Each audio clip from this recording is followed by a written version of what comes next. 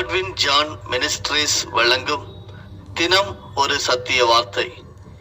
இந்த ஆடியோ நிகழ்ச்சிக்கு உங்களை அன்புடன் வரவேற்கிறோம்.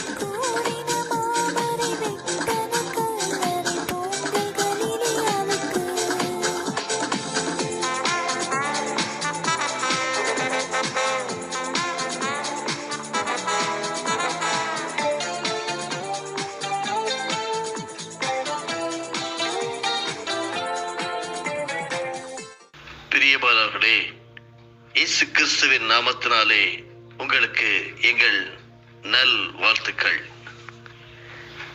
தினம் ஒரு சத்திய வார்த்தை.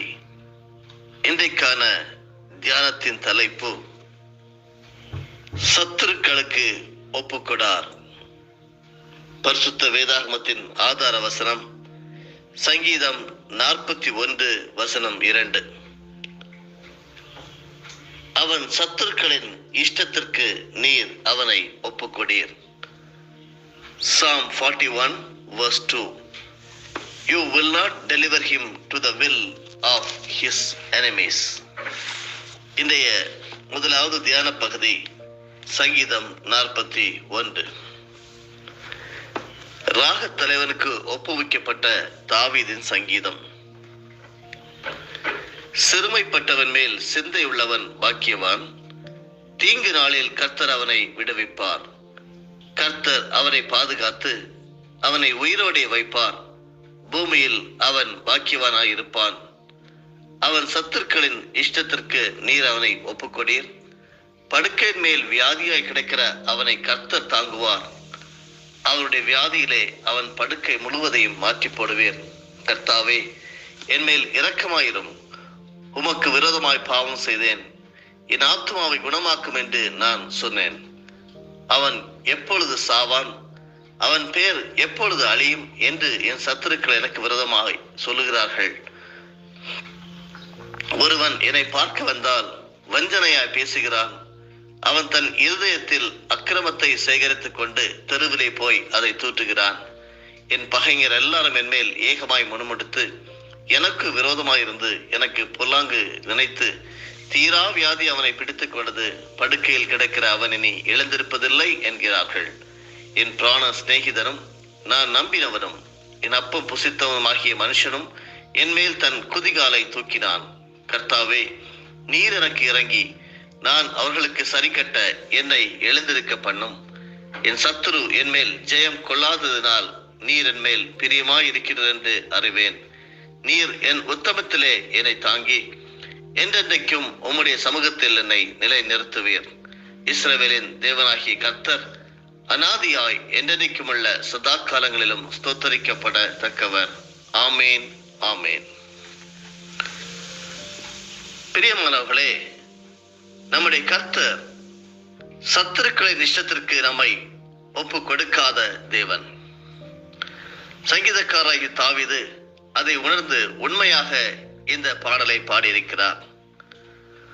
உலகத்திலே எதிரிகள் பிறப்பதில்லை, உருவாகிறார்கள். எதிரிகள் இல்லாதவர்கள் இருக்க முடியாது. ஏதாவது ஒரு காரணத்தினால் பகைமையுடன் நாம் வாழ்ந்து கொண்டிருக்கிறோம். சகோதரருடன், சகோதரிகளுடன், மனைவியுடன், கணவருடன், பிள்ளைகளுடன் பகைமையில் வாழ்வோர் பலர் இருக்கிறோம்.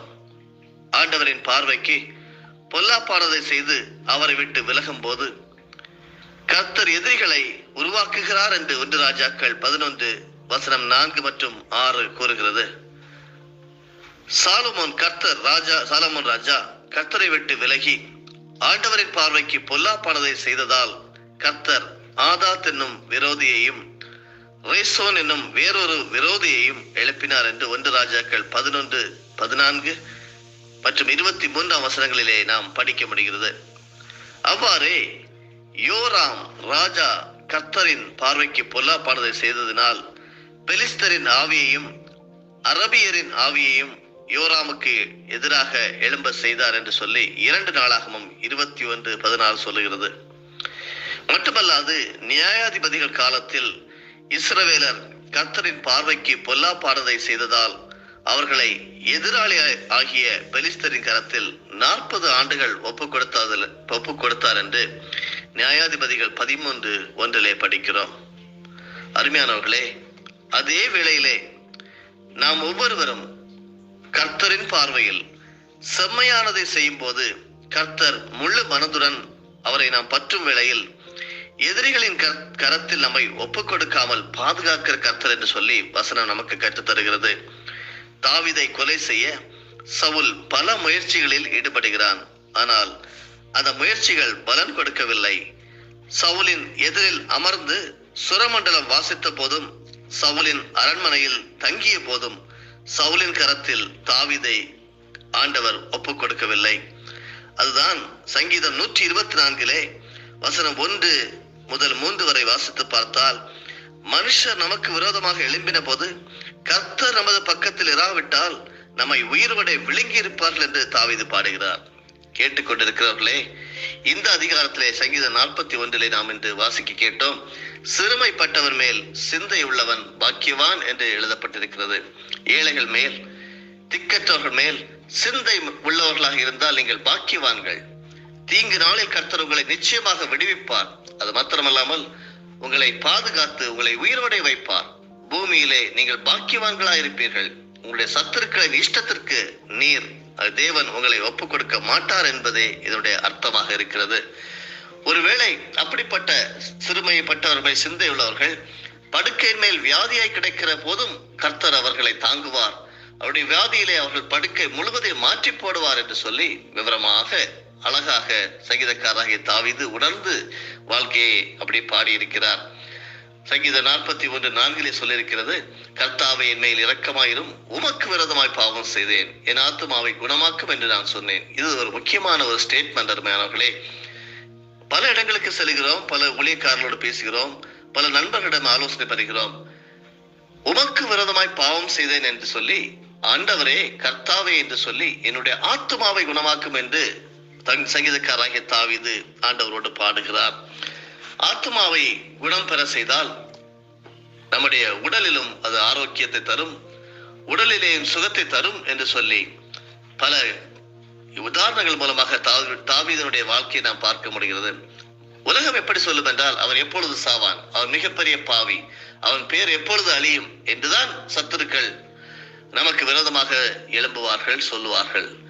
ஆனால் ஆண்டவரோடு நாம் பேசும்போது, ஏன் நம்முடைய பிராண சிநேகிதனும் நாம் நம்பினவர்களும் நமக்கு அப்பம் தந்தவர்களுமாய் மனுஷனும் அவர்களுடைய குதிகாலை நமக்கு முன் மேலாக தான் தூக்க வாய்ப்பு இருக்கிறது. ஆனால் சங்கீதக்காரராகிய தாவீது சொல்லுகிறார், கர்த்தாவே நீர் எனக்கு இறங்கி, நீர் என்று சொல்லும் போது அவரை மாத்திரமே நம்பி இருக்கிறார். உலகத்திலே தாவீது ராஜாவுக்கு தொடர்பு இல்லாதவர்கள் இருந்திருக்க முடியாது. ஆனால் எல்லாவற்றுக்கும் மேலாக ஆண்டவரை முக்கியத்துவம் கொடுத்து அழகாக சொல்லுகிறார், நீர் எனக்கு இறங்கி என்று சொல்லி ஜெபிக்கிறார். நான் அவர்களுக்கு சரி கட்ட என்ன இழந்திருக்கப்படும் என்று சொல்லி வேண்டுதல் செய்கிறார். என் சத்துரு என் மேல் ஜெயம் கொள்ளாததினால் நீர் என் மேல் பிரியமாய் இருக்கிறது என்று அறிவேன் என்று பாடுகிறார். சத்துருக்களை உங்களுடைய இஷ்டத்திற்கு அல்லது சத்துருக்களின் இஷ்டத்திற்கு உங்களை ஒப்பு கொடுக்காத நம்முடைய தேவன் நம்மோடு இருக்கிறார் என்று சொல்லி நீங்கள் ஒவ்வொரு நேரமும் நீங்கள் நினைத்துக் கொள்ள வேண்டும். அருமையானவர்களே, எத்தனையோ சத்துருக்கள், விரோதிகள், பொறாமையினால் வந்த விரோதிகள் உங்களுடைய சொந்த குடும்பத்தில் இருக்கலாம், சகோதரர்களாக சகோதரிகளாக இருக்கலாம், உறவுகளாக, நண்பர்களாக இருக்கலாம், நீங்கள் வேலை பார்க்கிற இடத்திலே தொழில் ரீதியாக கூட இருக்கலாம். ஆனால் சிறுமைப்பட்டவர் மேல் சிந்தை உள்ளவர்களாக நீங்கள் இருக்கும் போது நிச்சயமாக சத்துருக்களின் இஷ்டத்திற்கு ஆண்டவர் நம்மை ஒப்புக் கொடுக்க விடவே மாட்டார் என்று சொல்லி இதன் மூலமாக கற்றுக்கொள்ள முடிகிறது. அருமையானவர்களே, வசனம் சொல்லுகிறது, இஸ்ரவேலின் தேவனாகிய கர்த்தர் அனாதியாய் என்றைக்கும் உள்ள சதா காலங்களிலும் ஸ்தோத்தரிக்கப்படத்தக்கவர். ஏனென்றால் அவர் பல காரியங்களை அவரை நம்புகிற ஜனங்களுக்கு, அவர் மேல் பற்றுறுதியாய் இருக்கிறவர்களுக்கு அவரே செய்து தருகிறார். நிச்சயமாகவே உங்களை பாதுகாப்பார், உங்களை உயிரோടെ வைப்பார். பூமியிலே நீங்கள் பாக்கியவான்களாய் இருப்பீர்கள். உங்களுடைய சத்துருக்களின் இஷ்டத்திற்கு ஆண்டவர் உங்களை நிச்சயமாக ஒப்புக் கொடுக்க மாட்டார். ஏனென்றால் நீங்கள் ரட்சிக்கப்பட்டிருக்கிறீர்கள், அவரை மாத்திரமே நம்பி இருக்கிறீர்கள். உங்களுடைய பாவங்களை அவருக்கு முன்பாக மாத்திரம் அறிக்கை செய்யுங்கள். நிச்சயமாகவே விடிவு உண்டு. சத்துருக்களுடைய இஷ்டத்திற்கு ஒப்பு கொடுக்காத தேவனுக்கு ஸ்தோத்திரம் செலுத்துங்கள். ஆண்டவருடைய பார்வையிலே செவ்வையானதை செய்யுங்கள். ஆண்டவர் சத்துருக்களுக்கு ஒப்பு கொடுக்க மாட்டார். ஆண்டவர் பார்வையில் செம்மையானதை செய்து அவருடைய ஆசீர்வாதத்தை தொடர்ந்து பெற்றுக் கொள்ளுங்கள்.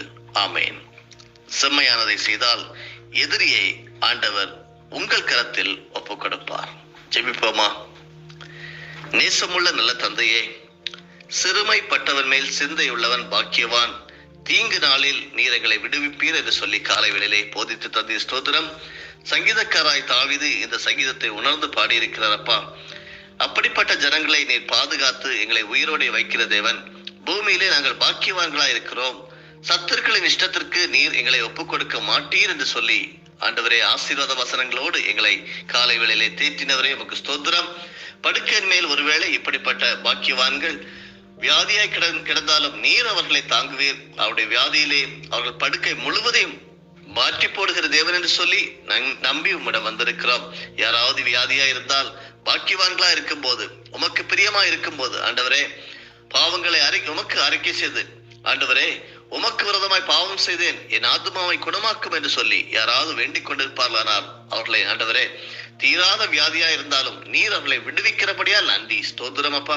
நீர் அவர்களோடு பேசுகிறபடியால், சத்துருக்கள் இஷ்டத்திற்கு அவர்களை ஒப்புக் கொடுக்காதபடியால் நன்றி. ஆசீர்வாதமான வாழ்க்கை ஆண்டவரே உம்முடைய பார்வையில செம்மையானது செய்து வாழ்கிற வாழ்க்கை தொடர்ந்து வாழ உதவி செய்யும். வெற்றி நாளாக அறிவிக்கிறோம், ஆசீர்வாதத்தின் நாளாகவே அறிவிக்கிறோம். இயேசு கிறிஸ்துவின் மூலமாய் ஜெபிக்கிறோம் நல்ல பிதாவே, ஆமேன். என் ஆத்துமாவே கர்த்தரை ஸ்தோத்தரி, என் முழு உள்ளமே அவருடைய பரிசுத்த நாமத்தை ஸ்தோத்தரி. என் ஆத்துமாவே கர்த்தரை ஸ்தோத்தரி, கர்த்தர் செய்த சகல உபகாரங்களையும் மறவாதே. ஆமேன். அண்ணா காய்பாரிய சங்கம் அதிரடி கொள்ளுகின்றார். பூத கணங்கள் இடியொலி கண்டு பயந்து நடுங்குகின்றார். பூத கணங்கள் இடியொலி கண்டு பயந்து நடுங்குகின்றார்.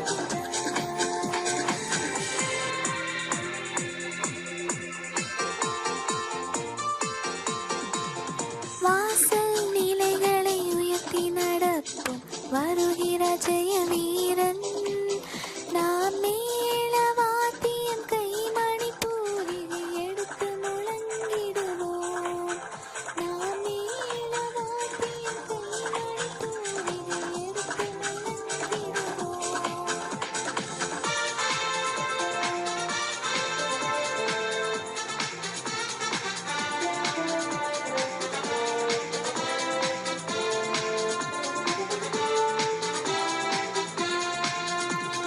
கீதம் கீதம் ஜெய ஜெய கீதம் கை கட்டி பாடிடுவோம். இசுராஜன் உயிர்த்தெழுந்தார், அல்லேலூயா ஜெயம் என்று ஆர்ப்பரிப்போம்.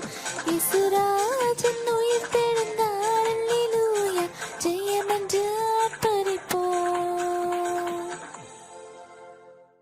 நம்முடைய ஆண்டவராகிய இயேசு கிறிஸ்துவின் மூலமாக உங்களை நாங்கள் மனமாற ஆசீர்வதிக்கிறோம்.